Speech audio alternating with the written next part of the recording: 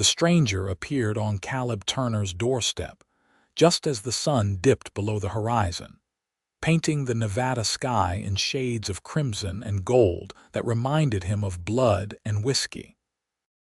She stood there trembling, her dark hair matted with rain and dust, her dress torn at the hem, and her eyes held a wildness that matched the untamed land around his modest ranch outside McGill in White Pine County.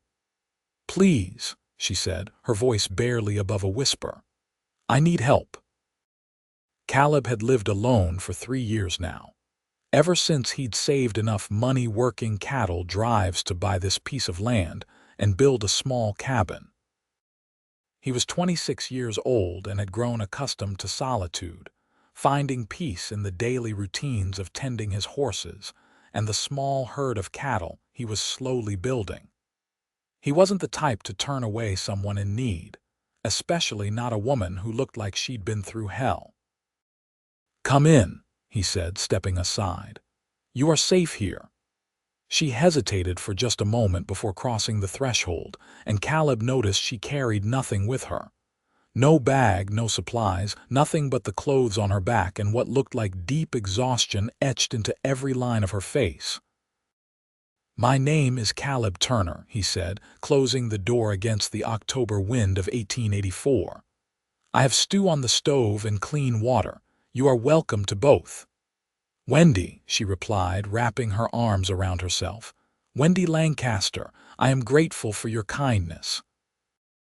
Caleb motioned toward the simple wooden table where he took his meals and went to the stove to ladle out a generous portion of rabbit stew into a bowl. He set it before her along with a cup of water and watched as she stared at the food like she hadn't seen a proper meal in days. "Go ahead," he encouraged. "There is plenty more." Wendy picked up the spoon with trembling hands and began to eat, slowly at first, then with more urgency. Caleb busied himself stoking the fire in the hearth, giving her privacy to satisfy her hunger without feeling watched. When she finally set down the spoon, he turned back to her. "What happened to you?" he asked gently. "If you do not mind my asking." She looked down at her hands, rough and reddened. "I was traveling with a wagon train heading west. We were attacked 2 days ago by bandits. They took everything, killed several people. I ran into the desert and kept running until I could not run anymore. I have been walking ever since, trying to find civilization." Caleb felt his jaw tighten. He'd heard stories of such attacks becoming more common as people pushed further west, drawn by promises of gold and opportunity. The law was thin in these parts, and bad men took advantage of that fact. "You are lucky to be alive," he said. "That desert is unforgiving. Another day out there without water and you would not have made it." "I know," Wendy said quietly. "When I saw your light through the window, I thought I might be hallucinating. I almost did not believe it was real." "It is real," Caleb assured her, "and you can stay the night. I will take you into McGill tomorrow. There is a boarding house there where you can stay until you figure out your next steps." "Thank you," Wendy said, and when she looked up at him, Caleb saw tears glistening in her eyes. They were green, he noticed, a striking shade that reminded him of spring grass after rain. He cleared his throat, suddenly aware of how long it had been since he'd been alone with a woman. "I will sleep in the barn tonight. You can have the bed." "I cannot take your bed," Wendy protested. "You have already done so much." "I insist," Caleb said firmly. "The barn is comfortable enough. I have slept there before when I had a sick horse I was watching over. You need proper rest after what you have been through." Wendy looked like she wanted to argue further, but was too exhausted to manage it. Caleb showed her where she could wash up with the basin of water he kept near the hearth and gave her one of his clean shirts to sleep in. Her dress was in terrible condition, and he made a mental note to see if Mrs. Chen at the general store in McGill might have something more suitable she could purchase. As Caleb gathered a blanket and headed toward the barn, Wendy called out to him. "Caleb," he turned back. Yes. Thank you for not turning me away. Not every man would have opened his door to a stranger. In this country, we help each other, Caleb said simply. It is the only way we survive. He stepped out into the cool night air and made his way to the barn where his 2 horses, a mare named Daisy and a gelding named Buck, greeted him with soft snorts. He settled into the hay loft, pulling the blanket around himself, but sleep did not come easily. He kept thinking about the woman in his cabin, about the fear he'd seen in her eyes, and the way she'd devoured that stew like she was starving. He wondered about her story, about where she'd been heading and whether she had family waiting for her somewhere. The next morning, Caleb woke early as was his habit and tended to the horses before heading back to the cabin. He knocked softly before entering, not wanting to startle Wendy. She was already awake, standing by the window and looking out at the desert landscape that stretched endlessly in every direction. "Morning," Caleb said. "I hope you slept well." "Better than I have in days," Wendy replied. She'd washed her face and attempted to tame her hair into a braid. Even in his oversized shirt and her torn dress, there was something striking about her, a quiet strength that Caleb found himself drawn to. He made coffee and biscuits for breakfast, apologizing for the simple fare. Wendy assured him it was wonderful and ate with considerably more composure than she had the night before. As they ate, Caleb found himself studying her more closely. She was young, probably around 23 or 24, with delicate features that spoke of a gentler upbringing than one might expect from someone traveling by wagon train. "What were you heading west for?" Caleb asked. "If you do not mind me asking." Wendy wrapped her hands around her coffee cup. "I was going to California. My brother settled there last year and sent word that there were opportunities for women too, teaching positions, work in the growing towns. I was trained as a teacher back in Missouri. After my parents died, there was nothing keeping me there anymore." "I am sorry about your parents," Caleb said. "Thank you. It was fever that took them, both within a week of each other. I sold the house and used the money to join the wagon train. Everything I owned was in that wagon." She laughed bitterly. "Now I have nothing but borrowed clothes and the charity of a kind stranger." "You have your life," Caleb pointed out. "That counts for something." "Yes," Wendy agreed softly. "It does." After breakfast, Caleb prepared Buck for the ride into McGill. It would take about an hour to reach town, and he wanted to get Wendy settled before the day grew too hot. As he was saddling the horse, Wendy emerged from the cabin wearing her dress, which she'd attempted to repair with some thread and needle she'd found in his sewing kit. "I hope you do not mind," she said. "I tried to make myself a bit more presentable." "You did fine work," Caleb said, noting the neat stitches along the torn hem. "Ready to go," Wendy nodded, and Caleb helped her up onto Buck before mounting behind her. He tried to ignore how aware he was of her presence, of how she fit against him as they rode. It had been a long time since he'd been this close to anyone, and he found it both uncomfortable and strangely pleasant. The ride to McGill was quiet at first, but as they traveled, Wendy began to relax and ask questions about the area. Caleb told her about how McGill had grown up around copper mining, how the population fluctuated with the success of the mines, and how it was still a fairly rough town but had its share of decent folks. "You think I could find work there?" Wendy asked. "Teaching, perhaps." "There is a small school," Caleb said.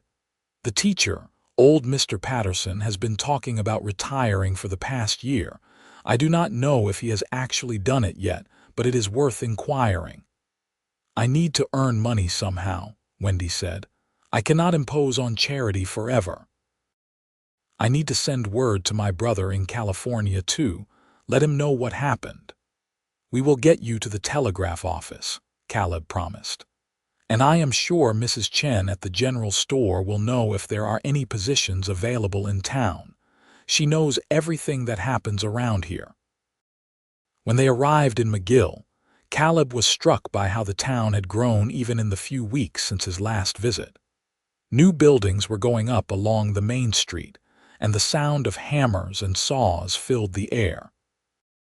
He guided Buck toward the general store, which served as an unofficial hub for news and gossip. Mrs. Chen was behind the counter when they entered, and her eyes widened with interest when she saw Caleb with a woman. She was a small Chinese woman in her 50s who had come to Nevada with her husband during the railroad construction and had stayed after he died, building a successful business through hard work and shrewd dealings. "Mr. Turner," she said warmly, "it has been too long. And who is this?" "This is Miss Wendy Lancaster," Caleb said. "Her wagon train was attacked a few days ago. She needs supplies and information about work in town." Mrs. Chen's expression immediately shifted to one of concern. "Oh, you poor dear. Come, sit down. Tell me what you need." Over the next hour, Mrs. Chen proved herself an invaluable ally. She found Wendy a simple dress that fit reasonably well, along with basic necessities. When Wendy protested that she had no money to pay, Mrs. Chen waved her hand dismissively. "We will work something out," she said. "Perhaps you can help me in the store a few hours a week until you are settled. I could use an extra pair of hands, and you seem like a smart girl." Caleb watched the exchange with growing respect for both women. Mrs. Chen then shared that Mr. Patterson had indeed retired, and the town was actively looking for a new teacher. The position included a small salary and lodging in a room behind the schoolhouse. "You should speak to Mayor Hendricks," Mrs. Chen advised. "He is in charge of hiring for the school. His office is just down the street." Wendy's eyes lit up with hope. "Do you think I have a chance? If you are qualified, I do not see why not," Mrs. Chen said. "The children need education, and we have not had an applicant yet." Caleb accompanied Wendy to the mayor's office, a small building that also served as the land office and courthouse when the circuit judge came through.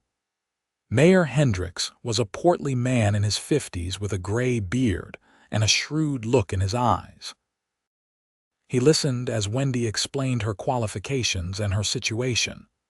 "Missouri, you say?" he mused. "What school did you attend?"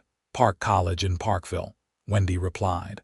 "I completed the normal course for teachers and taught for 2 years before my parents fell ill." Mayor Hendricks nodded slowly. "We need someone who can handle children of all ages, from the little ones just learning their letters to the older boys who think they are too smart for school. Can you manage that?" "Yes, sir," Wendy said firmly. "I have experience with mixed-age classrooms. It is common in rural schools." "The pay is $30 a month plus room and board," the mayor said. "School runs Monday through Friday, 8 in the morning until 3 in the afternoon. You would start next Monday. That gives you a week to prepare. Does that suit you?" Wendy looked like she might cry from relief. "Yes, sir, thank you so much. You will not regret this." "See that I do not," Mayor Hendricks said, but there was a kindness in his tone. "Welcome to McGill, Miss Lancaster." As they left the office, Wendy turned to Caleb with a brilliant smile. "I cannot believe it. I have a job, a place to stay. This morning I thought I had lost everything, and now I have a fresh start." "You deserve it," Caleb said, and he meant it.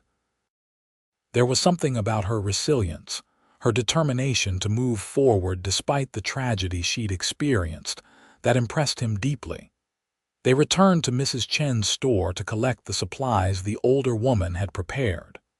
Caleb found himself reluctant to say goodbye, which surprised him. He'd only known Wendy for less than a day, but already he felt a connection to her that he couldn't quite explain. "I suppose this is farewell," Wendy said, echoing his thoughts. "I cannot thank you enough, Caleb. You saved my life." You would have made it, Caleb said. You are stronger than you think. Perhaps, Wendy said, but I am grateful it was your door I found. You have been nothing but kind to me. If you need anything, Caleb said, my ranch is only about an hour's ride from here. Do not hesitate to send word. I will remember that, Wendy promised. Caleb helped her carry her supplies to the schoolhouse, a simple wooden building with a small living space attached to the back. It was sparse but clean, with a bed, a stove, and a table. Better than many frontier accommodations he'd seen. It is perfect, Wendy said, setting down her bundles. My own place. Caleb lingered in the doorway, suddenly unsure of himself.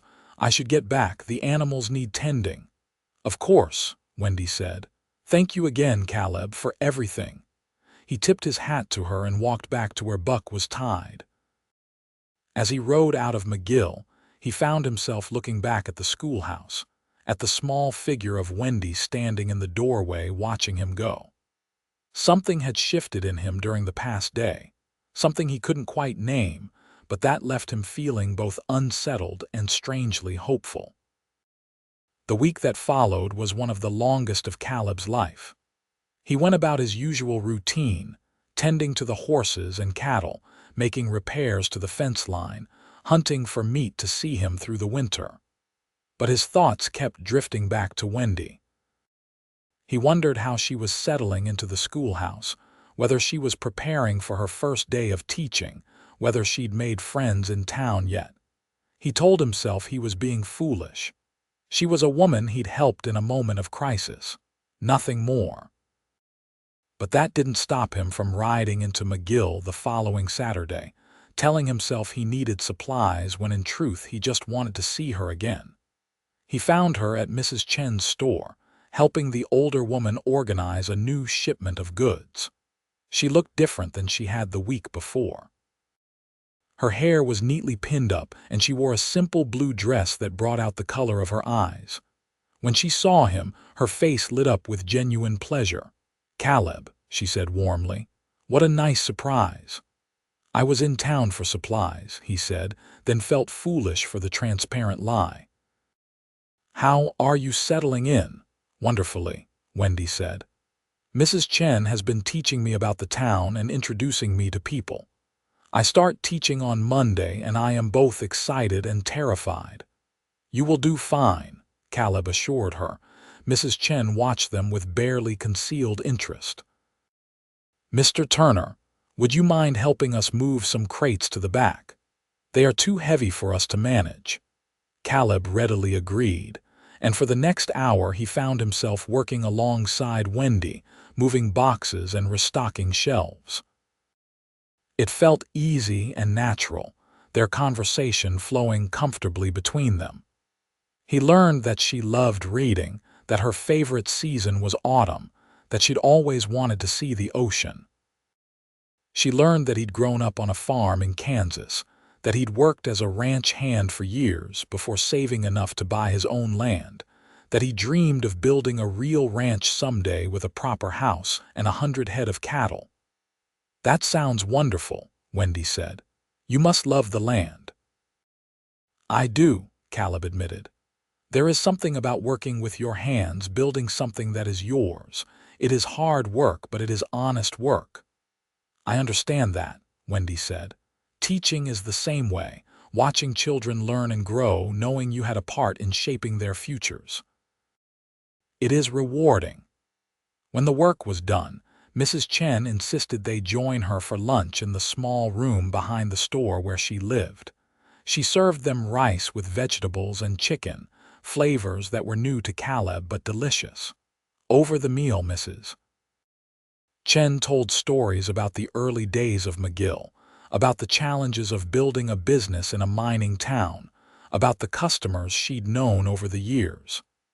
"It is not always easy being different here," she said candidly.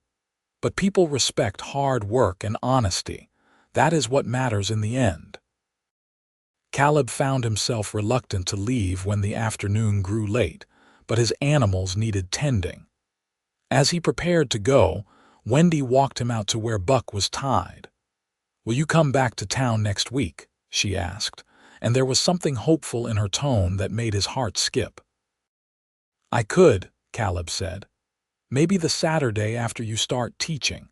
I would like to hear how your first week goes." "I would like that too," Wendy said softly. The ride home seemed longer than usual, and Caleb found himself smiling for no particular reason. He'd forgotten what it felt like to look forward to something beyond the daily grind of ranch work. Wendy had awakened something in him that he'd thought long dormant. Monday came and went, and Caleb wondered constantly how Wendy's first day of teaching had gone. Tuesday and Wednesday passed in similar fashion. By Thursday, he was half tempted to ride into town early just to check on her, but he forced himself to wait. He didn't want to seem overeager or make her uncomfortable.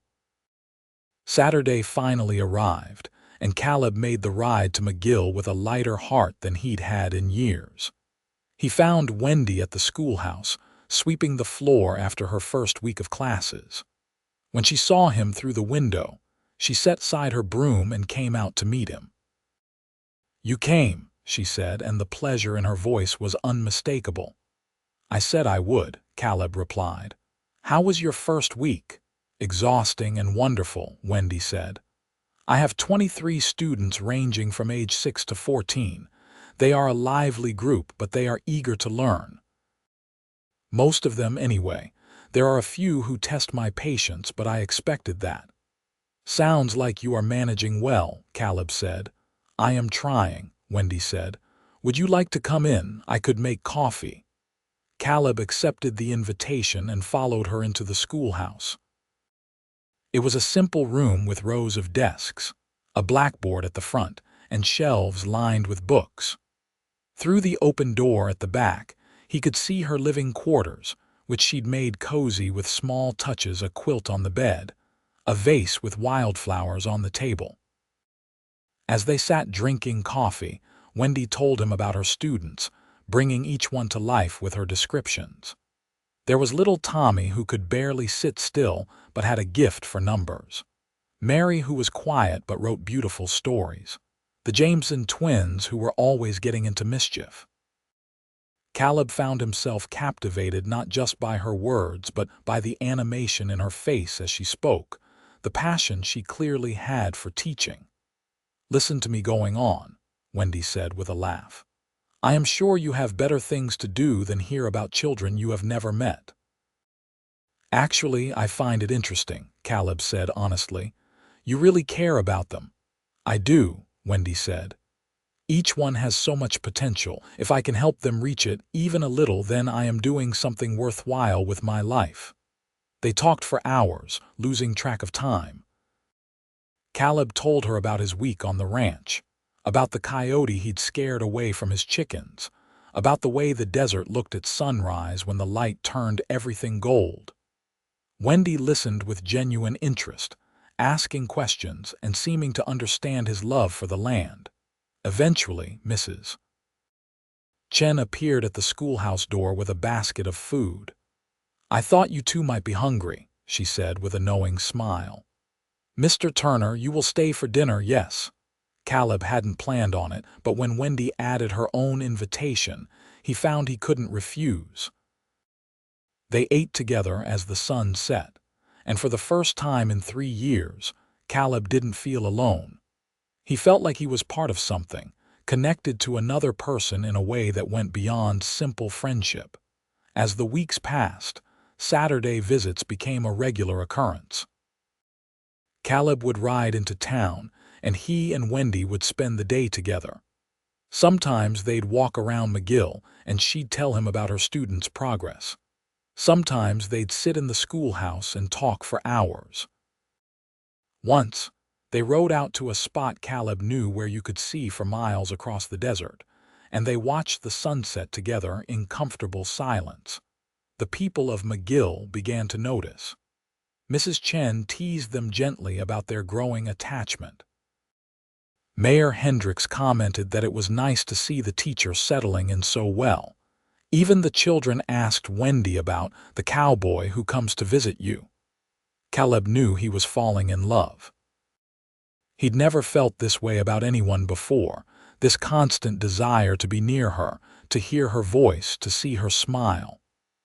Wendy occupied his thoughts during the week, and the anticipation of seeing her on Saturdays gave color to his days. But he was also afraid. What did he have to offer her? A small ranch that was barely profitable, a rough cabin without any of the comforts a woman might want. She was educated, refined, capable of so much more than spending her life on a struggling ranch in the middle of nowhere. It was late November when everything changed. Caleb arrived in McGill to find the schoolhouse closed and Wendy nowhere to be found. Concerned, he went to Mrs. Chen's store. "She is sick," Mrs. Chen told him, worry creasing her face. "A fever. It came on suddenly yesterday. I have been checking on her, but she is not improving." Caleb felt his heart drop. "Can I see her?" "Yes," Mrs. Chen said. "She has been asking for you." He found Wendy in her small room, lying on the bed with flushed cheeks and glassy eyes. When she saw him, she tried to smile, but it came out as more of a grimace. "You should not be here," she said weakly. "You might get sick too." "I do not care," Caleb said, kneeling beside the bed. "What do you need? What can I do?" "Just stay," Wendy whispered. "Please." And so he did. For 3 days, Caleb stayed in McGill, sleeping in the schoolhouse and tending to Wendy. He kept cool cloths on her forehead when the fever spiked, made her drink water and broth even when she protested, and sat by her bedside through the long nights when the fever made her restless and confused.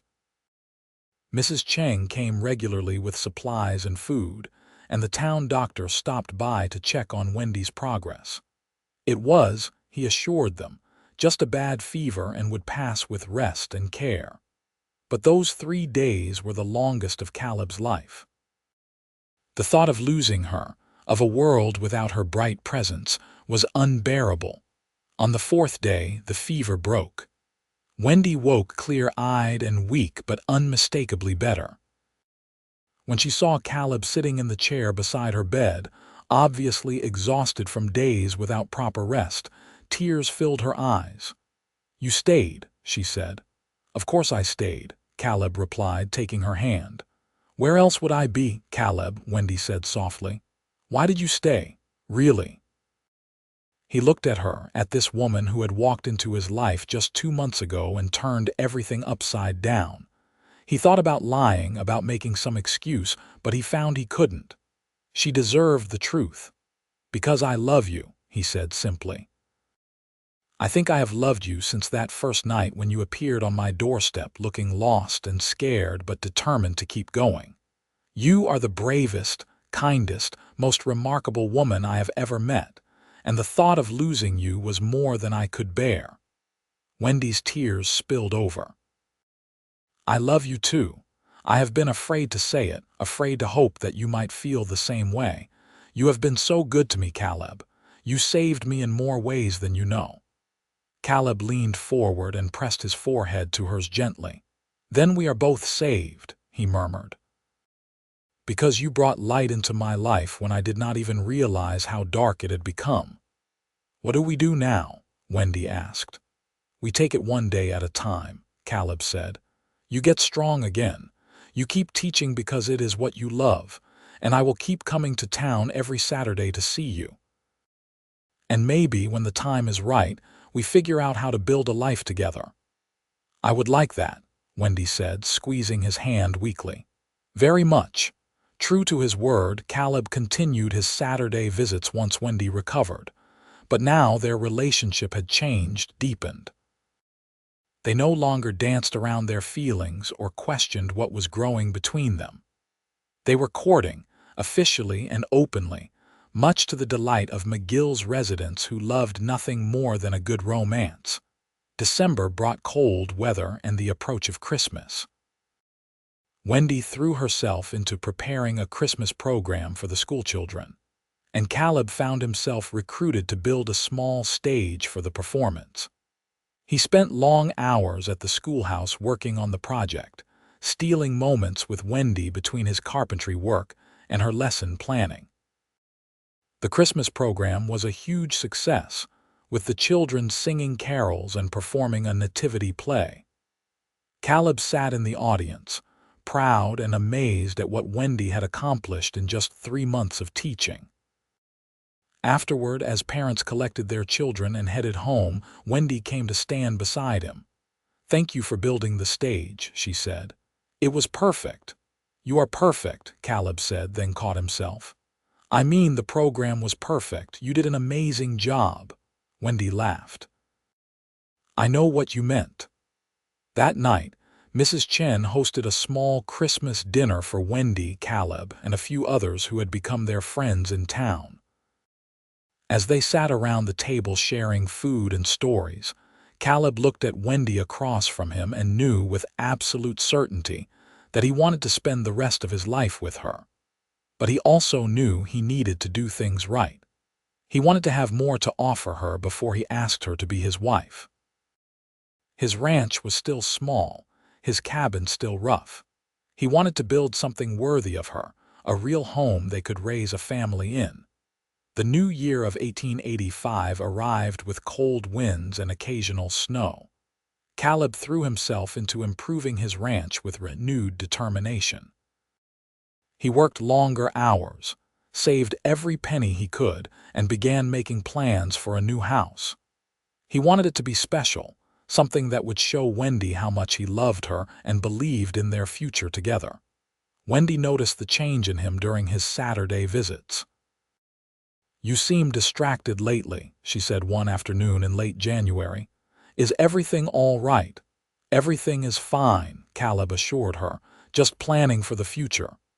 "What kind of future?" Wendy asked. Caleb smiled mysteriously. "You will see, be patient with me." By March, Caleb had saved enough money to begin work on the new house. He hired 2 men from McGill to help him, and they began construction on a spot near his cabin that offered a beautiful view of the surrounding desert. It would be a simple house by some standards, but it would have 3 bedrooms, a real kitchen, and a sitting room with a fireplace. Most importantly, it would be a home built with love. Wendy still didn't know about the house. Caleb managed to keep his Saturday visits to town, though he was often exhausted from working on the construction all week. He wanted to surprise her, to have everything finished before he proposed. It was April when Wendy finally confronted him. They were taking a walk outside of town, and she stopped suddenly and turned to face him. "Caleb Turner, what are you hiding from me?" He looked at her in surprise. "What makes you think I am hiding something? You have been acting strange for months, secretive. You are exhausted every time I see you. Mrs. Chen says you have been buying supplies but will not tell her what they are for." "What is going on?" Caleb sighed. He'd wanted to wait until everything was perfect, but he couldn't lie to her. "Come with me. I will show you." They rode back to his ranch, Wendy sitting before him on Buck. When they crested the rise that led to his property, Wendy gasped. There, beside his old cabin, stood a new house. It wasn't finished yet, but the structure was complete and you could see what it would become. "What is that?" Wendy breathed. "It is a house," Caleb said. "Our house, if you will have me." He dismounted and helped Wendy down, then took both her hands in his. "I know I should wait until it is finished. I know I should have fancy words prepared. But Wendy Lancaster, I love you more than I thought it was possible to love anyone. You have brought joy and meaning into my life. I want to wake up next to you every morning and fall asleep beside you every night. I want to build a life with you, raise children with you, grow old with you. Will you marry me?" Wendy was crying, but she was also laughing. "Yes. Yes, of course I will marry you. I love you so much, Caleb. I do not need a fancy house or pretty words. I just need you." Caleb pulled her into his arms and kissed her for the first time, and it felt like coming home. All the months of longing and restraint melted away, leaving only the pure joy of finally being able to express what they'd both been feeling. "I have to finish the house first," Caleb said when they finally broke apart. "Another month or two. Can you wait that long to marry me?"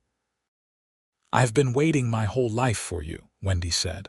"I can wait a little longer." Word of their engagement spread through McGill like wildfire. Everyone was delighted, claiming they'd known all along that Caleb and Wendy were meant for each other. Mrs. Chen immediately began planning a celebration, and the townspeople came together to help prepare for the wedding. Wendy continued teaching through April and May, but gave notice that she would not be returning in the fall. She loved teaching, but she loved Caleb more, and building a life with him on the ranch was what she wanted more than anything. "You could still teach if you want," Caleb told her. "We could work it out somehow." "Maybe someday," Wendy said, "but right now I want to focus on us. On building our home and our life together. There will be time for other things later." In late May, the house was finally finished. It was simple but beautiful, with windows that let in plenty of light and a porch where they could sit and watch the sunsets. Caleb had built the furniture himself, each piece crafted with care. The bed frame in the main bedroom had flowers carved into the headboard, a detail that made Wendy cry when she saw it. They set the wedding date for the first Saturday in June. It would be a simple ceremony in McGill with their friends in attendance. Wendy wrote to her brother in California inviting him, but knew he likely couldn't make it on such short notice. That was all right. Their real family was the community they'd built in McGill. The morning of the wedding dawned clear and beautiful. Wendy dressed in a simple white dress that Mrs. Chen had helped her make, with wildflowers in her hair. She felt nervous and excited and absolutely certain that she was making the right choice. The ceremony took place in the schoolhouse where Wendy had taught, which seemed fitting. Mayor Hendricks officiated, and what felt like the entire town crowded in to witness the union. When Caleb saw Wendy walking toward him, his eyes filled with tears. She was the most beautiful thing he'd ever seen.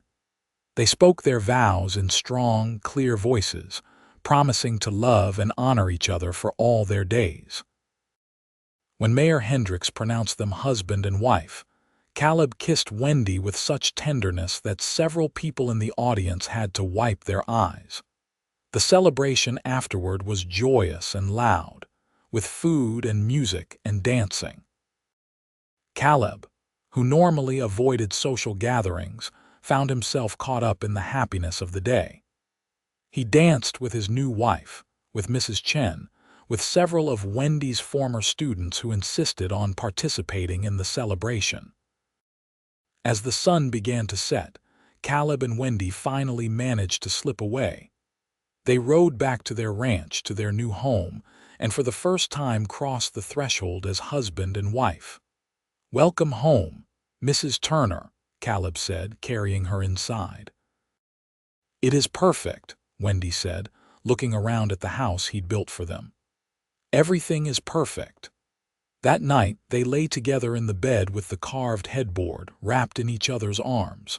Through the window, they could see stars scattered across the Nevada sky like diamonds. "Do you ever wonder how different your life would be if you had not found my door that night?" Caleb asked quietly. "I think about it sometimes," Wendy admitted.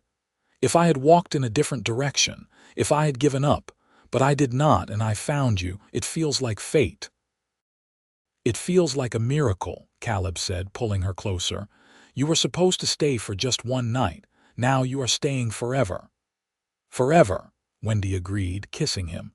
"That sounds exactly right." The months that followed their wedding were among the happiest of both their lives. Wendy threw herself into making their house a home, planting a garden, learning to cook the meals Caleb loved, and finding joy in the daily rhythms of ranch life. She'd never imagined herself as a rancher's wife, but she discovered she loved it. There was something deeply satisfying about working the land, about building something together with her hands and Caleb's. Caleb, for his part, found that having Wendy by his side made even the hardest work feel lighter. She would bring him water when he was mending fences in the hot sun. She learned to help with the horses and proved to have a natural way with them. In the evenings, they would sit on the porch and talk about their dreams for the ranch, making plans for the future. By late summer, they'd settled into a comfortable routine. The ranch was thriving better than it ever had, partly because Caleb was working harder than ever, motivated by his love for Wendy and his desire to provide for their growing future. He'd managed to increase his herd to 30 head of cattle, and they were talking about getting more horses to breed and sell. It was in September when Wendy realized she was pregnant. She'd suspected for a few weeks, but wanted to be certain before she told Caleb. When the doctor in McGill confirmed it, she rode home with her heart full of joy and a little bit of fear. They'd talked about children, of course, but talking about them and actually having them were two different things. She found Caleb in the barn, brushing down Daisy after a long ride checking on the cattle. He looked up when she entered and his face broke into a smile. "You are back earlier than I expected," he said. "How was town?" "It was good," Wendy said, moving to stand in front of him. "I have something to tell you." Something in her tone made him set down the brush and give her his full attention. "What is it? Is something wrong?" "Nothing is wrong," Wendy assured him. "In fact, everything is very right. Caleb, we are going to have a baby." For a moment, he just stared at her. Then a look of pure wonder crossed his face. "A baby? Really, really," Wendy confirmed, laughing at his expression. "The doctor says I am about 2 months along. The baby should come in early April." Caleb let out a whoop of joy and picked Wendy up, spinning her around before quickly setting her down again. "I am sorry, I should be more careful. Are you all right? Do you need to sit down? Should you be riding?" "Caleb," Wendy said gently, taking his hands. "I am fine. Being pregnant is not an illness. I can still do most of what I normally do, at least for now." But Caleb was already fussing over her, insisting she rest, bringing her water, asking 100 questions about what she needed. Wendy found his concern endearing even as she assured him repeatedly that she was healthy and strong. That night, as they lay in bed, Caleb placed his hand gently on Wendy's still flat stomach. "I cannot believe there is a baby in there, our baby." "I know," Wendy said softly. "It is amazing and terrifying all at once. I want to be a good mother, Caleb." "You will be," he said with absolute certainty. "You are kind and patient and loving. Our child is lucky to have you." "And lucky to have you as a father," Wendy added. "You are going to be wonderful." As fall turned to winter, they prepared for the coming baby. Caleb built a cradle with the same care he'd put into their bed, carving tiny flowers along the sides. Wendy sewed blankets and little clothes, her excitement growing as her belly began to round. They spent long winter evenings by the fire, talking about names and what kind of person their child would be. Christmas that year was special. They invited Mrs. Chen and a few other friends from McGill to celebrate with them at the ranch. It was the first time they'd hosted anyone in their new home, and Wendy took great pride in preparing a feast. As they sat around the table, surrounded by friends and good food, Caleb felt overwhelming gratitude for how his life had changed. Just over a year ago, he'd been alone in a small cabin, going through the motions of each day without much thought for the future. Now he had a wife he adored, a baby on the way, a home full of warmth and laughter. All because he'd opened his door one stormy night to a desperate stranger. Winter gave way to spring, and Wendy's belly grew round and heavy. She was uncomfortable now, especially in the heat, but she remained cheerful. Caleb tried to take over all the heavy work, which led to some good-natured arguments about Wendy not being helpless, but he couldn't help it. The thought of anything happening to her, or the baby filled him with dread. In early April, just as the desert was beginning to bloom with wildflowers, Wendy went into labor. It happened in the middle of the night, and Caleb was immediately panicked. He dealt with animals giving birth countless times, but this was different. This was Wendy, and he felt completely unprepared. "Ride to town," Wendy said, breathing through a contraction. "Get Mrs. Chen and the doctor." "I cannot leave you," Caleb protested. "You have to," Wendy said firmly. "I will be fine for an hour, but I need help, Caleb. Please." So Caleb rode through the darkness faster than he'd ever ridden before, his heart pounding with fear and excitement. He pounded on Mrs. Chen's door first, then went to fetch the doctor. Within 30 minutes, they were all riding back to the ranch. The next several hours were the longest of Caleb's life. Mrs. Chen and the doctor sent him out of the bedroom, telling him he'd just be in the way.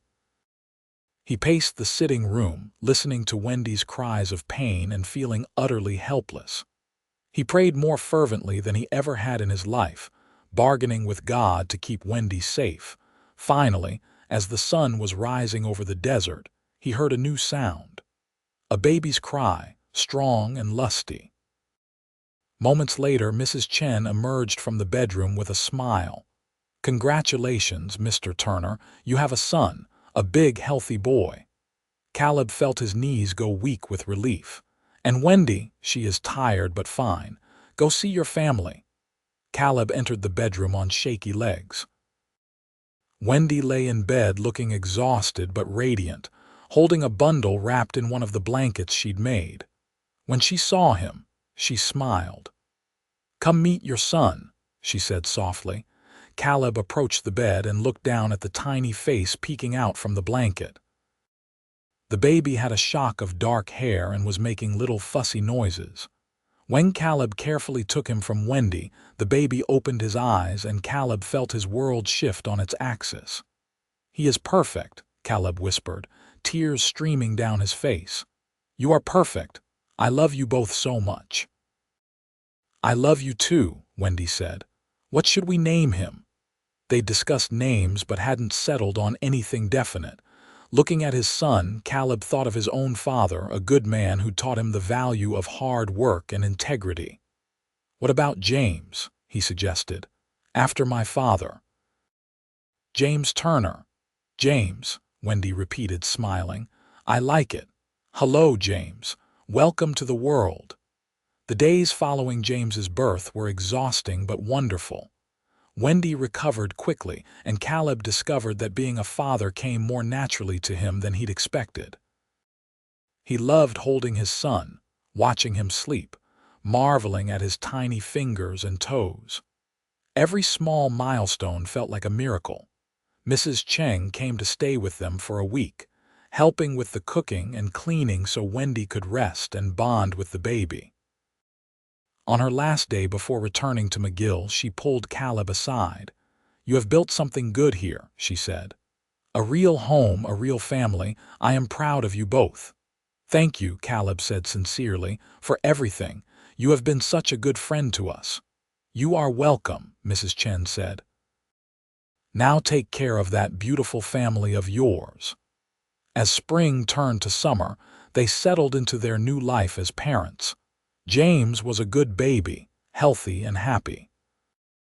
Caleb would often carry him out to the barn in a sling Wendy had made, showing him the horses and talking to him about ranch life, even though the baby was far too young to understand. "You are going to teach him everything, are you not?" Wendy said one evening, watching them from the porch. "I want him to know this land," Caleb said. "To understand what it means to work with your hands and build something lasting, but I want him to have choices too. If he wants to be something other than a rancher, that will be all right." "He is lucky to have you as a father," Wendy said, coming down the steps to join them. "Just like I am lucky to have you as a husband." Caleb pulled her close with his free arm, the three of them standing together as the sun set over their land. "I am the lucky one. A year and a half ago, I was alone. Now I have everything I ever wanted and more than I dreamed possible." "Do you ever think about that night?" Wendy asked. "When I showed up at your door?" "All the time," Caleb admitted. "I think about how easily you might have gone in a different direction. How I might have turned you away. How many things had to go exactly right for us to find each other." "I do not believe it was chance," Wendy said. "I think we were meant to find each other. You were meant to offer shelter that night. I was meant to stay." "I offered shelter for one night," Caleb said, kissing the top of her head. "And you became my forever." Life continued its steady rhythm over the next few years. The ranch prospered as Caleb worked hard to expand and improve it. They bought more land, increased their herds, and built a proper barn to replace the old one. Caleb hired 2 ranch hands to help with the work, young men from McGill who were eager to learn the trade. James grew into a bright, curious toddler who followed his father everywhere and adored his mother completely. He was 2 years old when Wendy discovered she was pregnant again. This time, she wasn't nervous.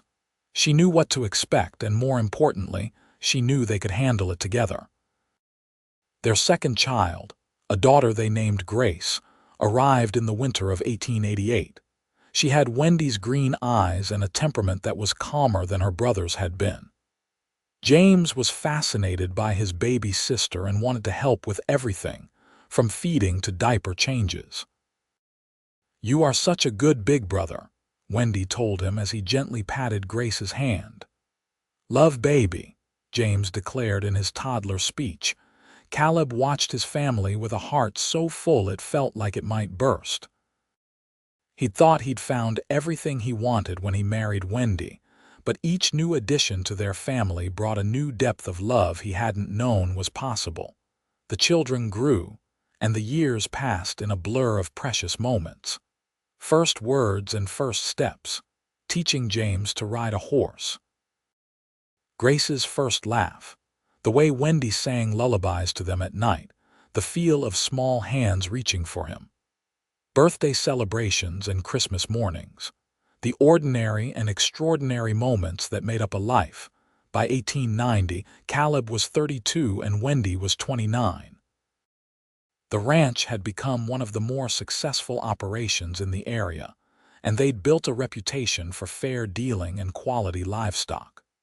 They'd also become pillars of the McGill community, helping neighbors in need and contributing to the growth of the town. James was now 5 and starting to learn his letters, with Wendy teaching him at home. Grace was 2 and into everything, a tiny whirlwind of energy and mischief. Wendy sometimes talked about having more children, and Caleb was certainly not opposed to the idea. He loved being a father, loved the chaos and joy that children brought to their home. One evening in late summer, after the children were asleep, Caleb and Wendy sat on their porch watching the stars come out. It had become their habit over the years, this quiet time together at the end of busy days. "You remember what we talked about that first morning?" Wendy asked. "When you made me breakfast after I showed up at your door?" "We talked about a lot of things," Caleb said.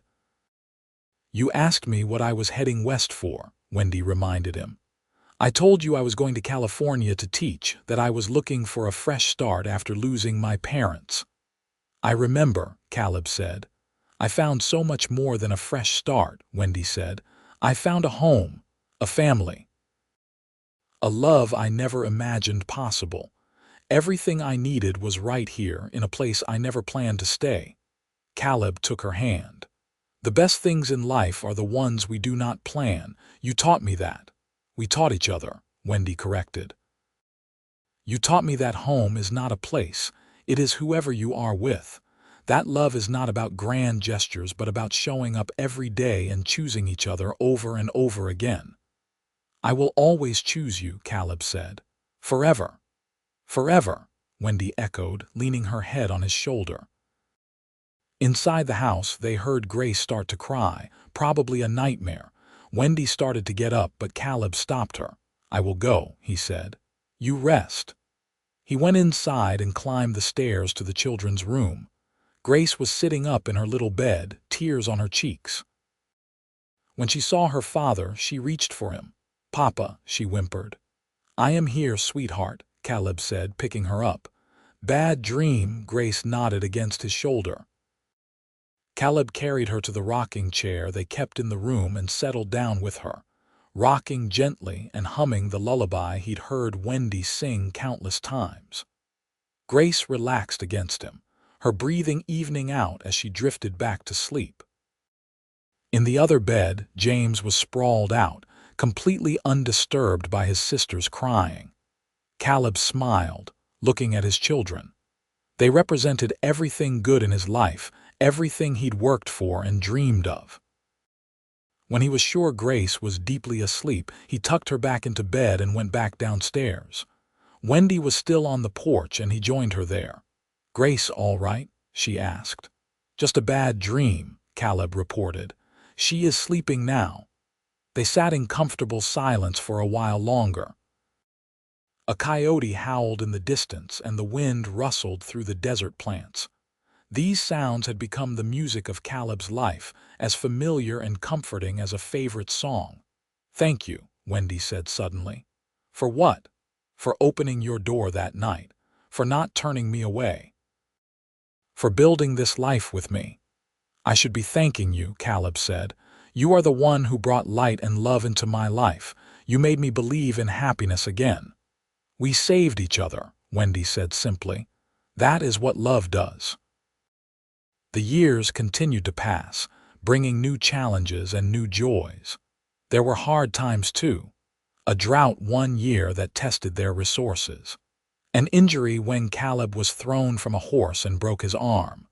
A winter fever that swept through the household, leaving them all weak for weeks. But they faced everything together, and that made all the difference. When times were hard, they leaned on each other. When times were good, they celebrated together. They built a life that was rich not in material wealth but in love and connection.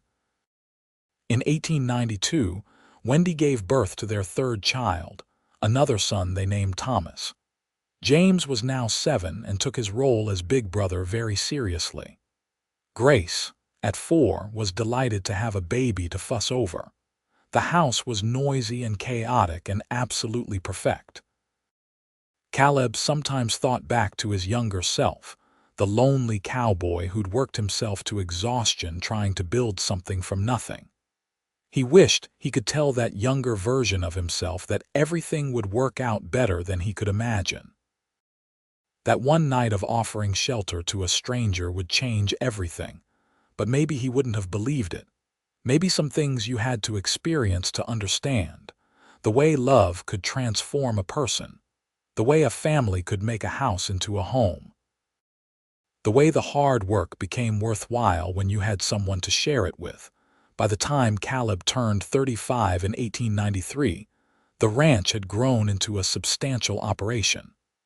They employed 5 ranch hands year-round and more during busy seasons. The house had been expanded to add another bedroom and a larger kitchen. They'd built a proper schoolhouse on the property because the children were too far from town to attend school there regularly, and Wendy had gone back to teaching, at least for her own children. James was 8 now and already a skilled rider. He loved the ranch and often talked about being a cowboy like his papa when he grew up. Grace was 6, with her mother's love of books and learning. She could already read simple stories and was constantly asking questions about everything. Thomas was a year old, walking now and getting into mischief whenever he could. One Saturday, the whole family rode into McGill for supplies and to visit friends. Mrs. Chen, now in her 60s but still running her store with the same efficiency, greeted them warmly. "Look at this beautiful family," she said, shaking her head in wonder. "I remember when you were alone, Mr. Turner, and when Miss Lancaster first came to town with nothing but the clothes on her back. Now look at you." "We have been blessed," Caleb said, putting his arm around Wendy. "You have earned your blessings," Mrs. Cheng corrected. Through hard work and love and never giving up, you have built something to be proud of." As they walked through McGill, they saw how much the town had grown too. There were new businesses, new families, new buildings going up. The wild frontier was slowly being tamed, becoming more civilized with each passing year. "Things are changing," Wendy observed as they loaded their supplies into the wagon. "They are," Caleb agreed. "But some things stay the same: family, love, the things that really matter." On the ride home, with the children chattering in the back of the wagon and Wendy sitting close beside him, Caleb felt profound contentment. This was his life. This was what he'd worked for. This was what mattered. That night, after the children were in bed and the house was quiet, Caleb pulled out a sheet of paper and began to write.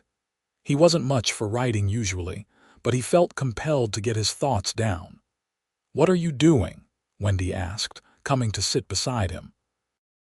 "Writing down our story," Caleb said. "I want the children to know someday how we met, how we fell in love, how we built this life together. I want them to understand that the best things in life often come when you least expect them."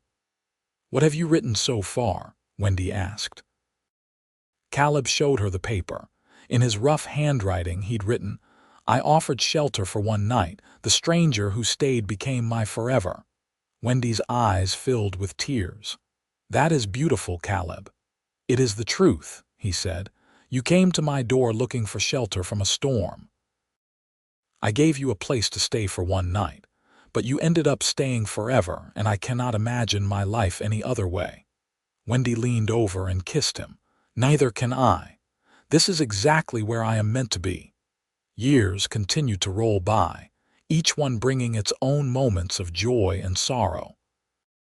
They lost Mrs. Chen in 1895, and the whole town mourned the passing of a woman who'd been friend and mentor to so many. They took over her store for a time, keeping it running until they could find someone suitable to buy it.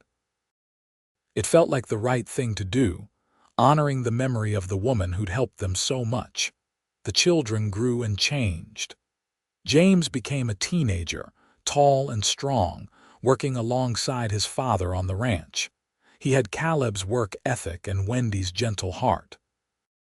Grace developed into a beautiful young girl with a quick mind and a love of learning that rivaled her mother's. She talked about becoming a teacher someday, following in Wendy's footsteps. Thomas was energetic and curious, always asking questions and wanting to know how everything worked. In 1897, Wendy gave birth to their fourth child, a daughter they named Rose. She arrived in spring, just as the desert was blooming with wildflowers and seemed to bring sunshine wherever she went. Even as a baby, she was smiling and happy, delighting her older siblings. Caleb was nearly 40 now, with some gray starting to show in his hair.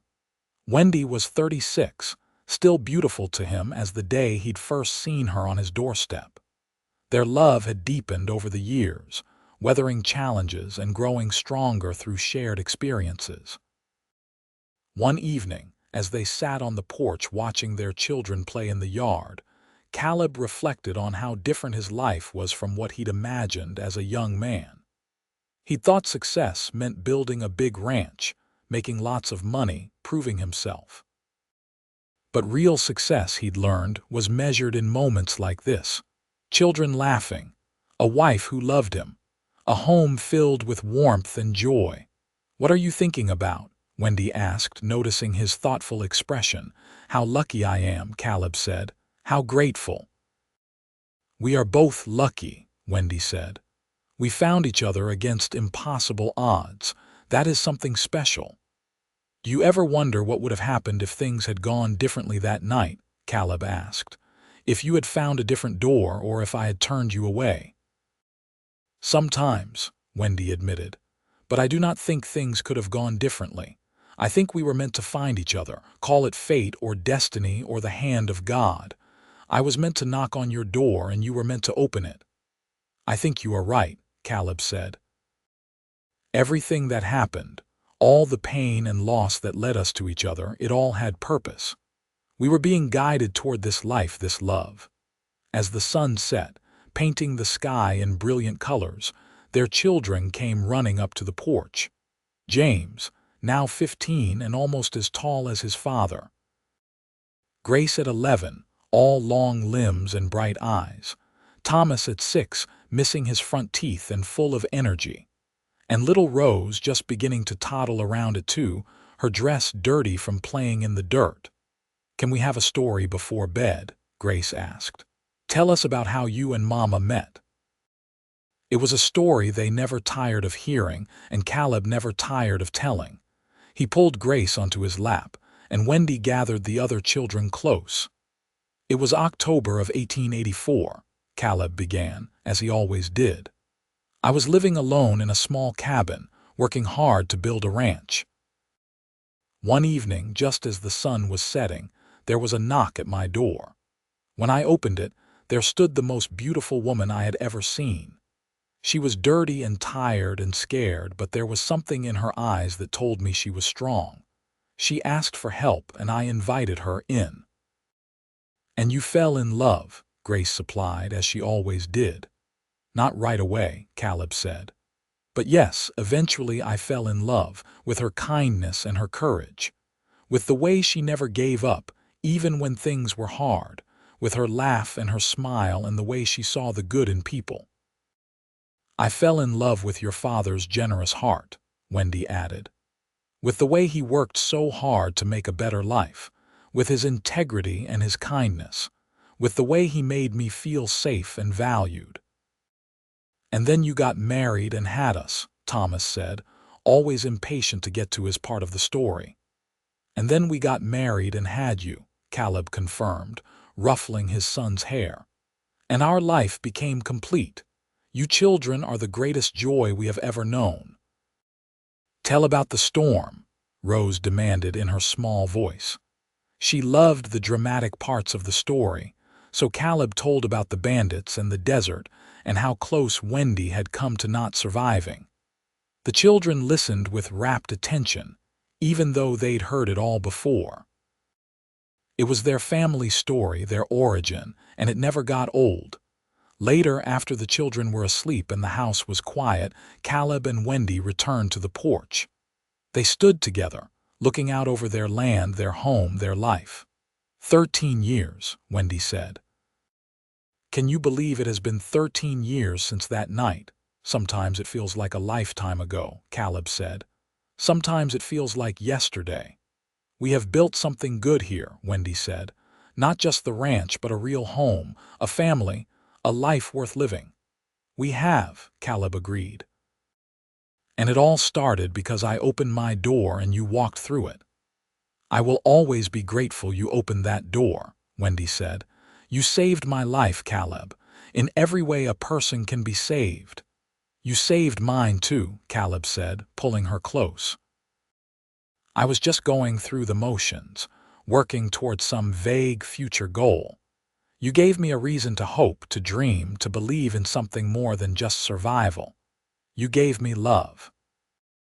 They stood together in the darkness, two people who'd found each other against all odds and built a life that exceeded both their dreams. The desert stretched out before them, vast and beautiful and unforgiving, but they weren't afraid. They had each other, and that was all they needed. As the years rolled on, their children grew into young adults.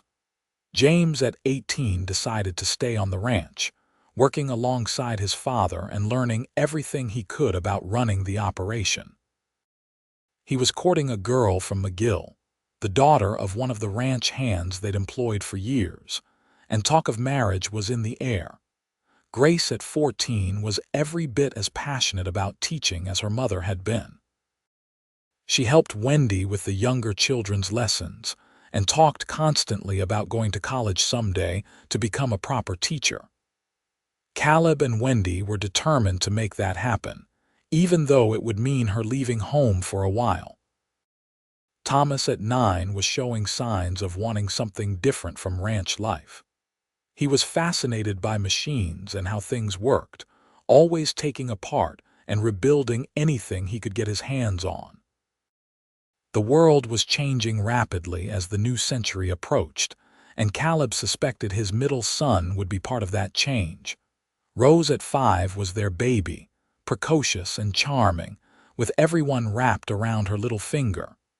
She loved horses and already rode like she was born to it. She declared regularly that she was going to be a cowgirl when she grew up, which made Caleb smile every time.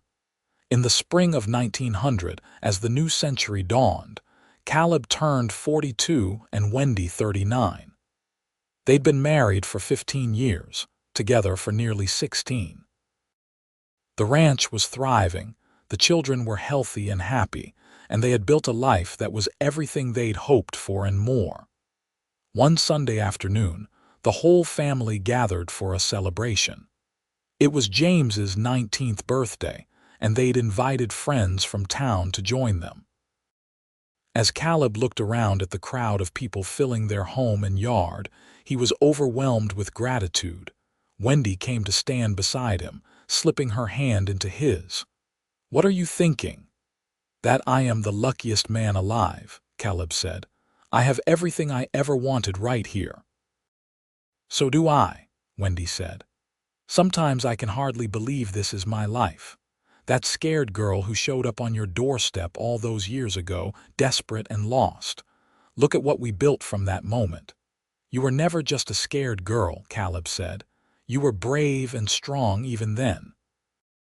You just needed someone to see it and believe in you." "We believed in each other," Wendy said. "That is what made all the difference." As evening fell and their guests departed, the family gathered on the porch as had become their tradition. Caleb looked at his 4 children, each so different but all so precious. He looked at Wendy, still beautiful, still the center of his world, and he knew that his life had turned out exactly as it was meant to. "Papa," Rose said, climbing into his lap, "tell the story again. About how you and Mama met." "You know that story by heart," Caleb said with a laugh. "I want to hear it again," Rose insisted. So Caleb told it one more time, the story that never got old. The story of a cowboy who offered shelter to a stranger one October night. The story of a woman who stayed for one night and ended up staying forever. The story of love found in the most unexpected place and time. As the years continued to pass, that story became legend in their family. The children grew up and had children of their own, and they told their children about their grandparents who'd found each other against impossible odds. About the love that had built a family and a legacy that would last for generations. Caleb and Wendy grew old together, their love deepening with each passing year. They faced losses and challenges, celebrated victories and milestones, and through it all, they remained each other's constant. The ranch continued to prosper, passing eventually to James and then to his children. They celebrated their 40th wedding anniversary in 1925, surrounded by children, grandchildren, and even a few great-grandchildren. Caleb was 67 now, his hair white and his hands gnarled from decades of hard work. Wendy was 64, her face lined but her eyes still bright and green. 40 years, Wendy marveled as they sat together on the porch that evening. "Can you believe it? Every day with you has been a gift," Caleb said. "I would do it all again in a heartbeat." "So would I," Wendy said, "even knowing all the challenges we faced, all the hard times. I would choose you every single time." They sat in comfortable silence, watching the sun set over land they'd worked and loved for so many decades. Their life together had been everything a life should be. Full of love and laughter, hard work and sweet rewards, sorrow and joy intermingled in the beautiful tapestry of a well-lived life. Caleb passed away peacefully in his sleep in the winter of 1927, at the age of 69. He died as he'd lived for over 40 years, with Wendy beside him holding his hand. His last words were simple: "I love you, forever." Wendy lived another 3 years, spending her time with her children and grandchildren, telling stories about Caleb and the life they'd built together. She never stopped missing him, but she was grateful for every moment they'd had. When she died in 1930 at the age of 69, she was laid to rest beside Caleb on a hill overlooking the ranch, with a headstone that read, "Together forever." The ranch continued on, cared for by generations of Turners who'd inherited not just land and livestock, but a legacy of love and hard work. And whenever the family gathered, someone would inevitably tell the story of how it all began. The story of a cowboy who offered shelter for one night to a stranger who stayed and became his forever. The story of a love that built not just a ranch, but a dynasty. The story of two souls who found each other in the vast wilderness and created something beautiful that would outlast them both. It was a simple story, really. A story of kindness and courage, of second chances and new beginnings. A story of love conquering fear and doubt and impossible odds. But it was their story, and it was perfect.